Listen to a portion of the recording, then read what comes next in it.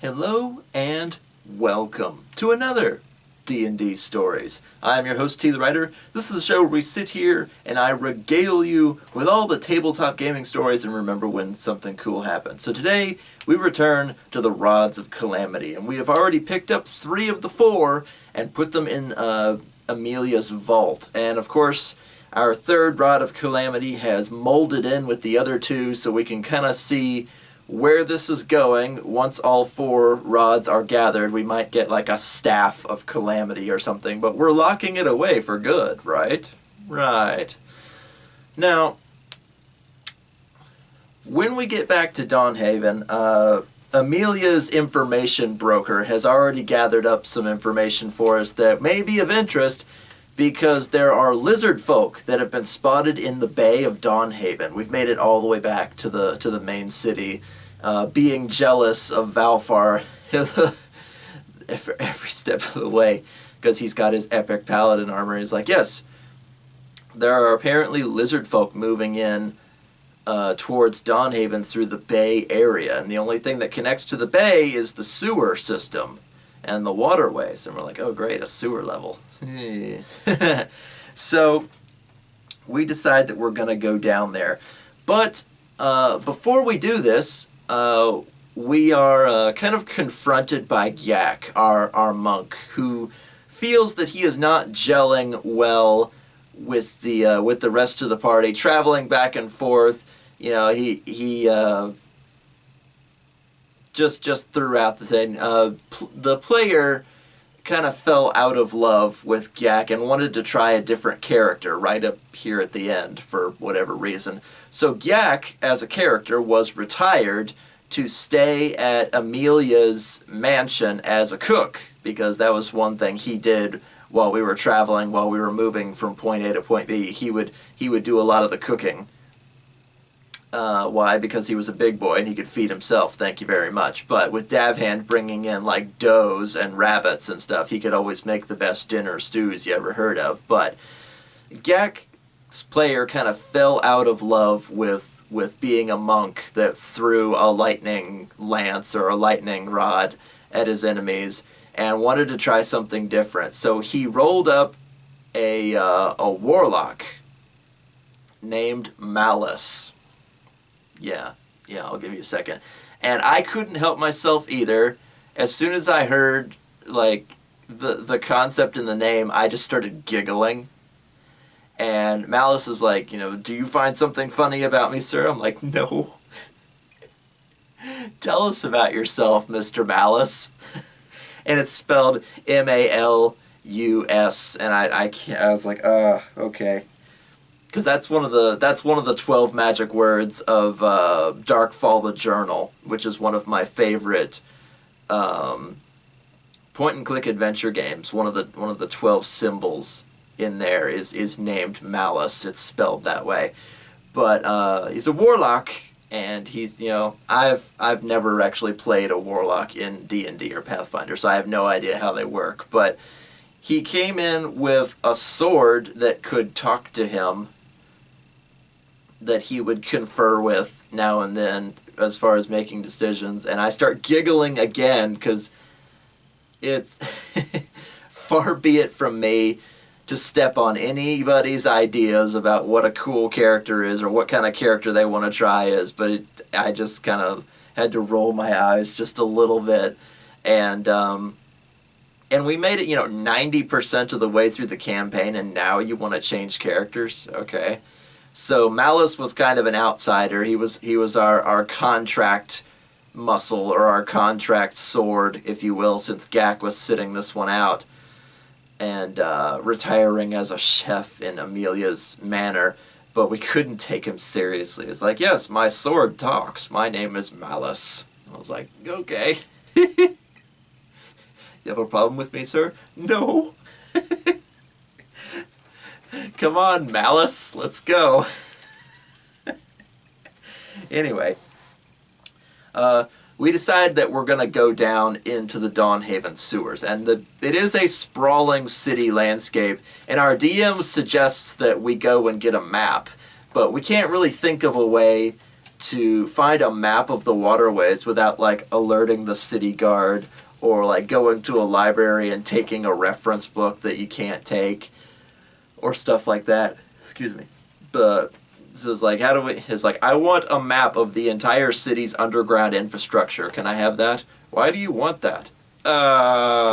Reasons. You know, we couldn't really think of a good scenario for that, so we just went down into the sewer with no map. We had Valfor kind of go and twist the manhole cover off the sidewalk, and we checked around for any guards, and we went down into the underground. They're like, okay, we're just gonna wander for a while. And of course, there's no actual map of the entire fucking city's waterways, so we just kind of pick different directions. We go past pumps and purifiers and like magic crystals hanging on chains that purify any water that goes by, and you know, this campaign kind of predates Of the Mountain, so it's just like a similar idea, we swear.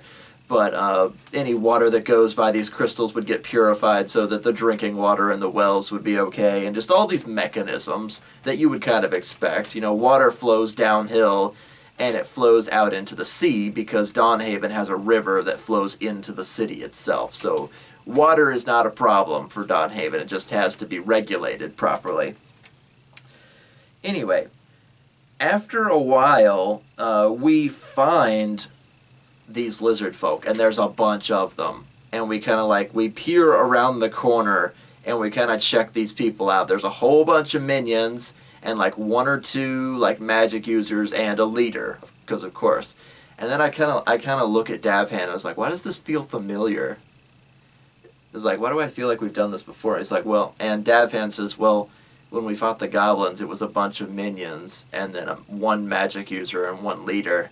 I was like, yeah. And then when we fought the gnolls, it was a bunch of minions and one or two magic users and then the alpha male or the pack leader or whatever. Now it's a bunch of lizard folk, one or two magic users, and I think a queen was there with them.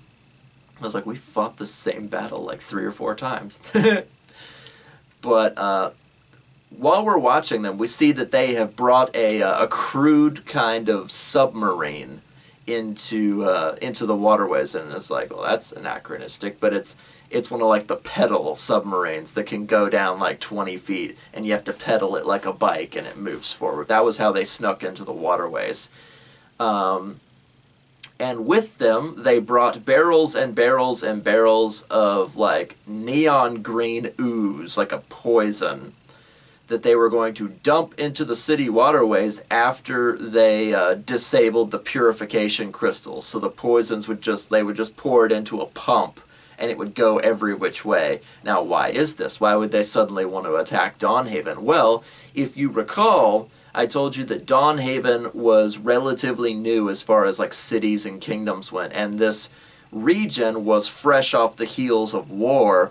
Well, the lizard folk were like the Native Americans. They just got kicked off their land, and they lived in these tiny little tribes along the river and other hidden areas, as they were basically hunted to extinction so that the current government could move in and build a kingdom there. So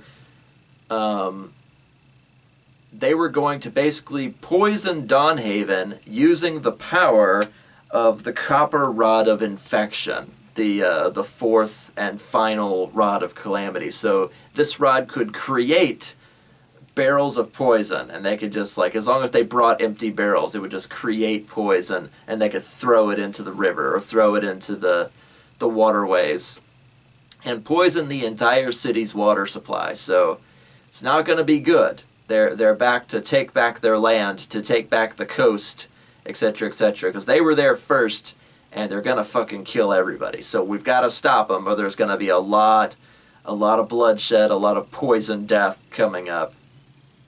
The likes we've only seen in the land of Lordaeron. So it's basically a great room with room for the submarine and like a slowly moving waterway that goes deeper into the city. But we're like, okay, we've got to put a stop to this. They're like stacking up barrels, and they've got some magic users with staffs like at the ready, like they're just gonna like shoot them and blow them up and send them over into the waterway or something like that. And we also noticed that their submarine has a ballista mounted on top of it, and I was like, Ben, did you fucking steal that from... I'm talking to our DM. I was like, did he steal that from us? No, it's like a destroyer. It's got a gun on the front. It's like a submarine, but it's got a ballista, like, mounted on it. So it's like, okay, this is going to be one long battle, so how are we going to do this? And we have some conjecture for a while. It's like, we've got basically a bottleneck, but at the same time, they've got the submarine with the ballista, they've got magic users, so this is going to be, like a long pitched battle either way. And we weighed in on these guys, and of course Valfer's up front because he's feeling super confident in his big paladin armor to cross swords with the lizardfolk queen, and Malice is running in to do combat with the magic users, while Davhand and I just kind of run around the battlefield doing what we can, because again, Caleb is not a combat character at all, and Davhand has all the arrows in his pouch, and that's what he relies on. So Davhand and I decide we're going to try and disable whoever's up on the submarine. So I grab his arm again, and we dimension door up onto the submarine because it's like sitting idle in the water. And the lizard folk respond with like poison gas, and they throw acid at us, and we're shooting arrows, and Caleb again only has this little rapier. Ha ha! And he's not worth his weight in freaking lead, so he's like crossing swords with this lizard folk guy who barely has to worry about him. He's just up there on the mounted ballista.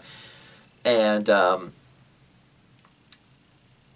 I don't remember what it was. It was a sonic attack. Somebody will tell me in the comments below. It's like a pushback attack that bards get at some point that uses like the sound of their voice or the sound of their instrument to push enemies back like 10 or 15 feet. Caleb like strums his war mandolin and like pushes this guy off the submarine so there's nobody on the ballista. Meanwhile, Malice and Valfer are fighting valiantly, and of course, Davhand turns and shoots one of the barrels, which sends poison out all across the floor, and the lizard folks scatter, so we kind of like control the crowd as best we can. And we don't really think to use the ballista, though we probably should have, just to take out the stragglers while Valfer and Malice were trying to take out the main people. But we fight, and we fight, and we fight, and we fight. And it gets to a point where it comes down to like the magic users and the queen and us, and then Drider's gate in, like a dimensional rift opens right in the middle of our bottlenecks, so we can't really run past them. Driders are like centaurs, except instead of like the bottom half of a horse, their bottom half is like a spider, so they're fucking terrifying. And they have like purple skin and white hair, and they're just freaking nasty customers. Apparently they sensed the copper rod of infection and were coming to claim it for themselves because there's a war going on between like the Feywild and the Shadowfell, which are the two like magical realms.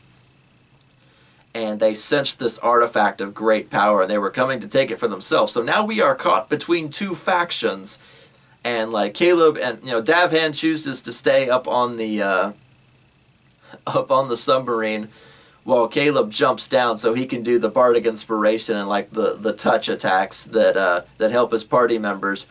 So eventually we managed to take out the Driders and the magic users, leaving only the queen. And of course, the guy that Caleb knocked off the submarine gets back up onto the ballista, and Davhand like shoots him enough times that he actually dies. And Caleb has had quite enough of people shooting ballistas down at him and other people on this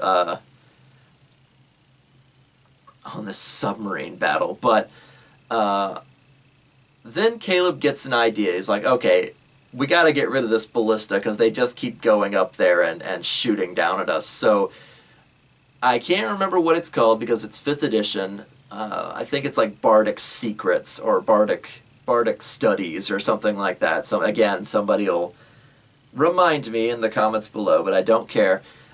It gets to a point in 5th edition where if a bard becomes high level enough, they can dabble in somebody else's magic, whether it be wizard spells, druid spells, cleric spells, etc., etc. They can basically pick like 2 or 3 spells that only other classes usually get. So Caleb dabbled into druidic magic because we were hanging out, traveling, doing the Crosslight Forest was where most of our battles took place and stuff. So Caleb had dabbled into druidic magic, and one of the spells that he got was like whip vine or vines or something like that. It turns your arms into big long vines so you can like Spider-Man from branch to branch, or you can use them to grab somebody. So what Caleb did, he turns his arms into these long vines and he whips them around and then lashes forward onto the ballista itself and like starts pulling on it. And my DM's like, Caleb, you're standing in poison. And I look down and yes, the barrel that Dawnhaven had knocked over had spewed green gunk all over the place. And Caleb goes down. Because it's such a nasty sudden illness, but and the Perioft of Health apparently did not help. So because poison is a constant effect if you're laying in it, it would be like, oh, the amulet can't save you if you're on fire. Well, the amulet can't save you if you're laying in poison either. So Valfor has to wade out of battle and throw a heal so that Caleb can stand up again while Malice is fighting with the queen in and out of the water. Like, they throw her into the water and then they chase her and then she climbs up out again and they fight some more. They're fighting on like the sidewalk or the walking area between that and the waterway that you're supposed to travel through. And Valfor has to come save my ass again. And without moving out of the poison, because I'm an idiot, I still have my vine arms, and I grab the ballista, and the DM's like, you're gonna need to make a really good check to just pull that off the fucking submarine. Roll it. 20! Brah! Pulled the ballista, just yanked it right the fuck off the submarine, and splash it down into the waters below, where it won't bother us anymore. And Caleb turns his arms back into freaking normal arms, and then falls down and dies in the poison. Shit. And yes, I know there's 3 like death saves or whatever. I failed all 3 of them because the Perioft of Health apparently does not work if you're laying in poison. So I don't know what kind of call I would have made, but I kind of understand. Like I said, it's like fire. The amulet's not going to save you from dying if you're laying in fire, so why would it save you if you're laying in poison? So, My amulet of health, which stabilizes me regardless, did not save me this time. So Caleb dies there, face down in a pool of poison. And Dawnhaven, of course, who is his best friend, is like, no, and jumps down off the submarine, but he has to stop on the edge because, there's a giant pond of poison laying across most of the battlefield, and he's like, oh, that was my fault, I shot the barrel, shit. And he doesn't want to say anything because he doesn't want his remaining friends to know that this is kind of his fault, but it was my fault for standing in it. If you're in a raid in World of Warcraft and you stand in the fire, it's your own damn fault that you're dead, nobody else's. So what I was trying to do at one point during the battle was to use like compulsion magic, like the School of Glamour stuff that you don't get a save for if you're already charmed. I was going to lure lizardfolk into the poison with me and just have them drop, but that's only if I continually make the save because I'm standing in it as well, and that did not happen. So I didn't play that very smart, but I did get rid of the ballista before I went down, so So lizardfolk are dropping left and right while the remainder of the party tries to take care of this.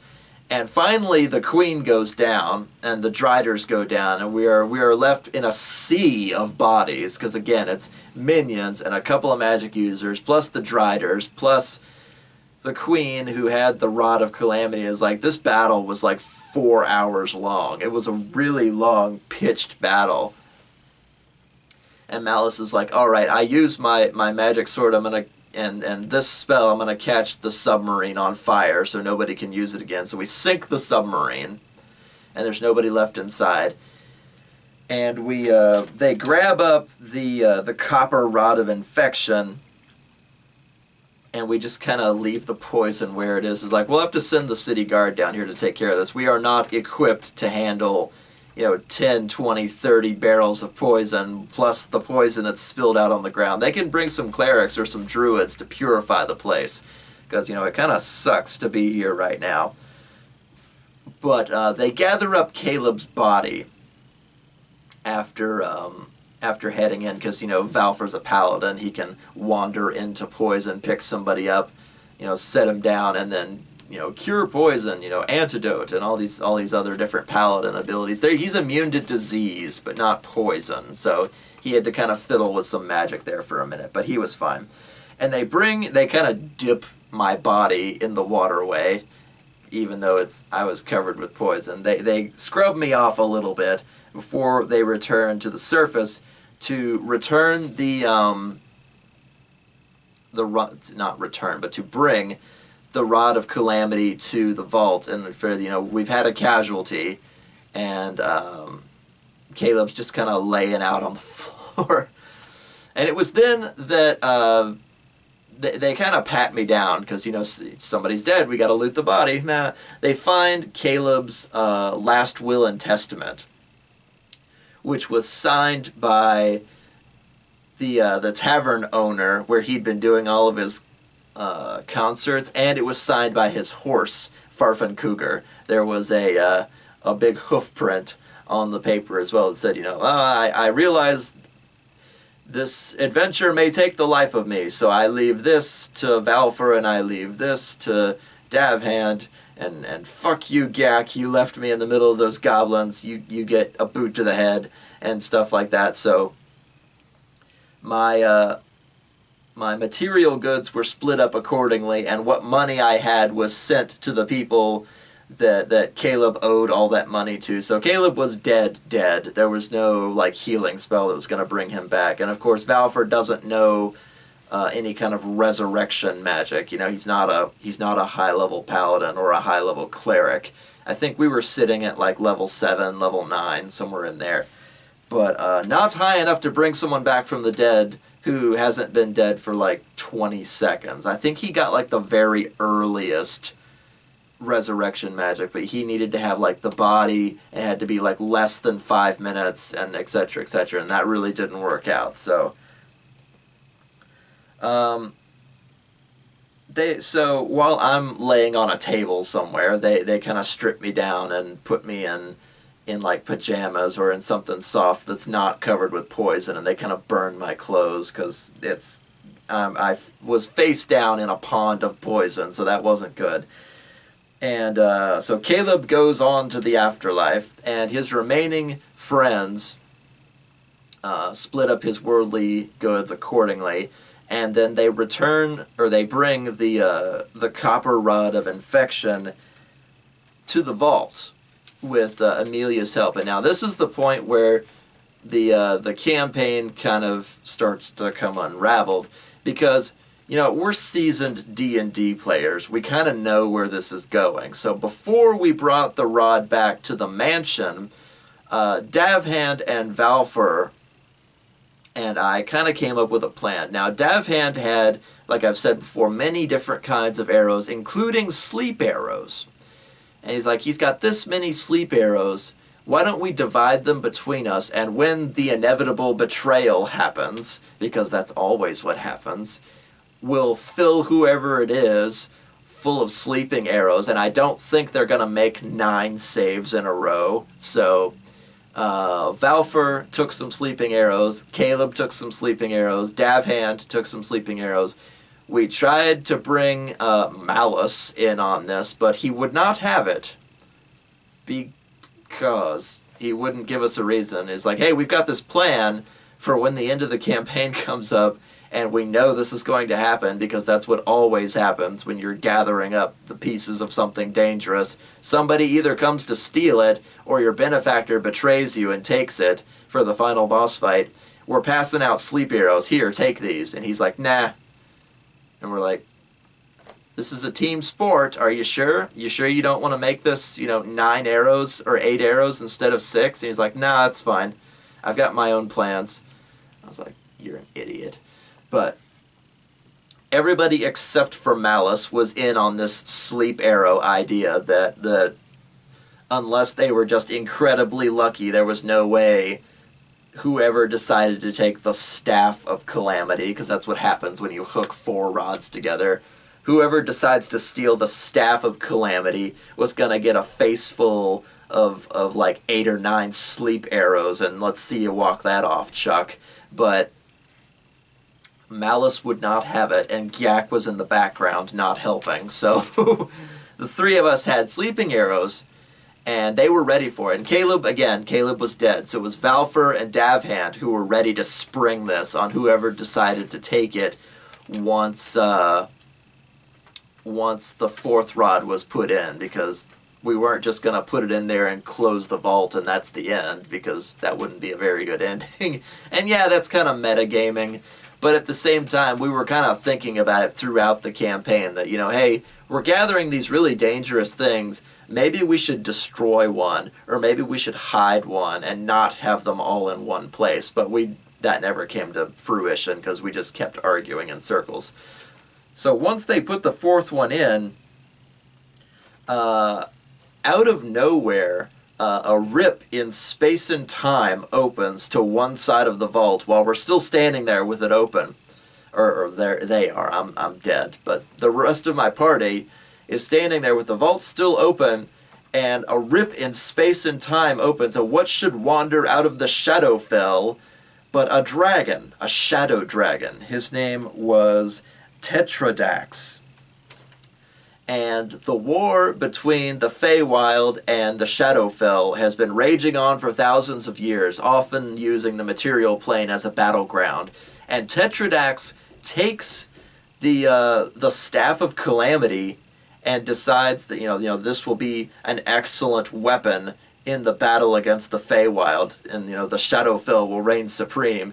And his draconic fear aura is so strong that it sizes up everybody in the room. Like even like Amelia, the whole party, Amelia's protector, our information gatherer, everybody is like paralyzed by the cutscene. But and now he gave us rolls for it. But I say that now. Then you are paralyzed by the cutscene, so this happens. But Tetradax takes the Staff of Calamity, and they take pot shots at him, but it's no good. He's not in a shape or a form that we can properly damage, and he goes back through the portal to the Shadowfell where the war rages on. Now, the next battle between the Feywild and the Shadowfell could happen tomorrow, or it could happen 5,000 years from now. He's just here to collect this weapon, one that can cause calamity across the realms, depending on who wields it. And again, the 4 rods have melded into this long shape between, war, revenge, conquest, and infection, or something like that. But he leaves, and we're like, well, that was just all in vain, wasn't it? Isn't that a kick in the teeth? And they wander out there. They're still kind of in shock, because dragon fear that strong is really hard to come by. Usually you can roll against like dragon fear or frightful presence, or whatever you want to call it, and you'll have a pretty good chance of overcoming it if you're like a heroic character. But no, they were completely overwhelmed, so they're kind of like, they're just like in shock. Their eyes are wide. They're just kind of walking slowly forward back out to like the front room of the mansion, and they are greeted there by a half-elf gentleman who just kind of showed up. and Amelia hides behind her caretaker because what else could go wrong today? This half-elven gentleman is a Feywild dragon in disguise, and he reveals to us his true form, like a forest dragon. He's got moss all up and down his limbs and along his wings and stuff like that. It says that we have done well in our efforts, though, and we have proven ourselves as heroes, though, the staff of Calamity has fallen into the hands of darkness. The Feywild thanks you for your efforts in bringing all these things into one place so that when it is destroyed, all 4 of them can be destroyed at the same time instead of being hunted down. And it was like, well, that's not a very good consolation prize. And then he opens his wings, and as reward for our heroic efforts, drops like a dragon's hoard worth of gold and gems, like all over the anteroom, all over the parlor, all out into the hallways.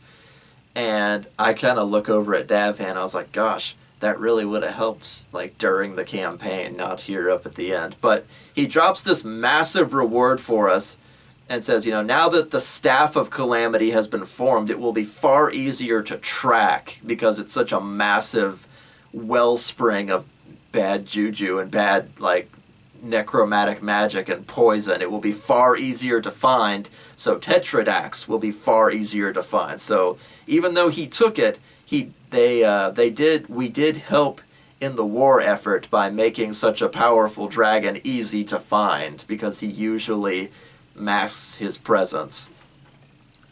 So this guy's name is Balagast. He's Tetradax's brother, which doesn't really add up to anything right here in the last 5 minutes of the game, but Tetradax gave his soul at the start of the Feywild Shadowfell War to save his brother, and now Belagast is basically hunting him to put him out of his misery. And now that he has the staff, it's like he's holding a road flare. He's going to be really easy to find. So that's good, and that's all well and good, but the campaign kind of ended there. Belagast said that he would return later, since we had done so much to help in the war against the Shadowfell, that he would return someday to ask for our help again, that clearly we are talented and powerful heroes, that he would return to give us another quest to help in the fight against the Shadowfell. And, again, here's this draconic horde as a reward. I was like, well, I'm dead. What am I supposed to do? And Dawnhaven looks over and goes, are there diamonds in this dragon's hoard? And it's like one of the traditional components of like resurrection magic is like 5,000 gold worth of diamonds or something like that. So they gather up, they pick and paw through it all. They find 5,000 gold worth of diamonds easily, because this is like a ton, like 200,000 gold worth of gold and gems. They find 5,000 gold worth of diamonds, and they take Caleb's body to the Pelorian Acre, where we went to save that cleric from being in the crypt. They take his body to the Pelorian Acre and bring Caleb back to life. And it's like, well, we're using your share of the treasure for that. He's like, wow, I don't remember what happened. All I can remember is like corn chips and salsa and like lots of amazing tits and like, was that heaven? What happened? I don't. So they bring Caleb back to life in time for them to tell him, hey, the staff of Calamity is gone, so the rods of Calamity are gone as well. We told the city guard about what happened, so they sent a massive cleanup effort from the Pelorian Acre so they can cure out all that poison before it gets into the waterway. It's like, well, what are we going to do now? And our DM says, well, you guys have gathered the 4 rods of Calamity. The staff of Calamity is gone. The war in the Feywild and the Shadowfell continues. And you have a dragon's hoard now to spend as you please. And that is where we will leave off for this like chapter of the campaign. Do you guys want to maybe come back to this later? And we thought on this for a while, and we're like, no. So that campaign kind of ended there.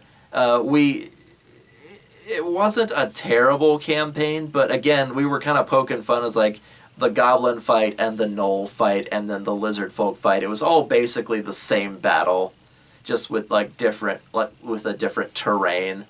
A bunch of minions, one or two magic users, and the leader, and traveling back and forth took like a month each time, and just go gather the things. It's not a new concept. It's the players and it's the circumstances. But we were like, we're just gonna leave it there. And he even told us. He said, Belagast will return in like 10 years to come and find you guys. And I was like, no, I'm not gonna. I don't think so. I think that's where we're gonna leave it. And eventually he was like, yeah, I'm getting sick of being DM right now. So. Again, this wasn't the first time he had run this campaign. He had run it several times before with several different groups, but the party didn't super well get along, especially with Caleb being so salty about the goblin incident. It was a gather the four things that you cannot touch or do anything with kind of campaign, so it was kind of middle of the road, but it was fun to play D&D and be a bard again and do Dimension Door and compel people with the School of Glamour Magic and to see the paladin get the super awesome paladin armor and all that kind of stuff. So it was fun to play.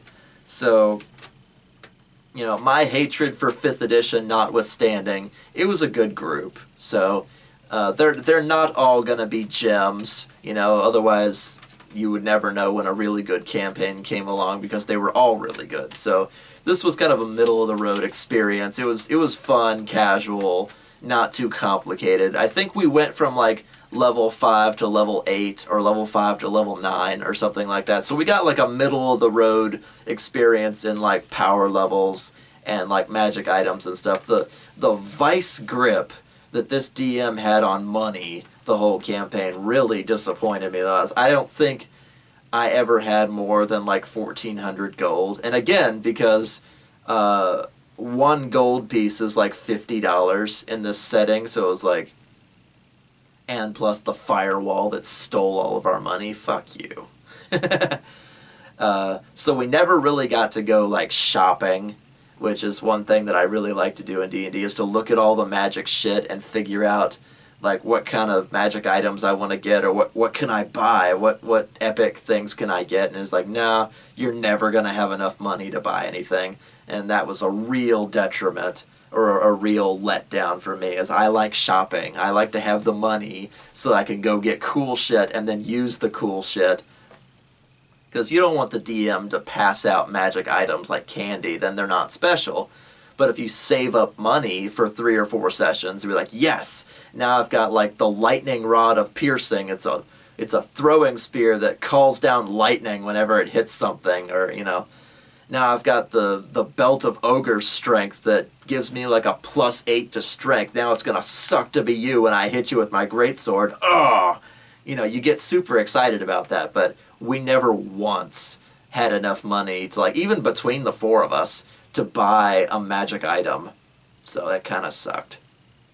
But we got a Dragon's Hoard at the end. We weren't able to spend it because the game kind of ended there. So hooray, we're set for life, but life is taking place outside the campaign, so what does it matter? Anyway, it was a fun group. Ben was a very fair DM. He always went by rule of cool. Like when I ran up and grabbed the maul out of the gnoll alpha male's hands, like I don't think you could actually do that with Dimension Door, because I would have to wrestle it away from him and then go, and that would be too many actions and just crap like that. He was a very fair, very loose DM. So we had all the fun that we wanted to have in his setting. So it was a pretty good game. So I guess that's the end of that campaign, and I'll go ahead and say that's the end of that D&D story. So until next time, keep gaming. Hi guys, T here. Remember to hit that like button for me on your way out. If you'd like to see artwork and maps from my gaming table, check out the D&D Stories Facebook page. Also, I have a Patreon if you'd like to toss a few gold pieces into your humble bard's hat. Links in the description below. Keep gaming!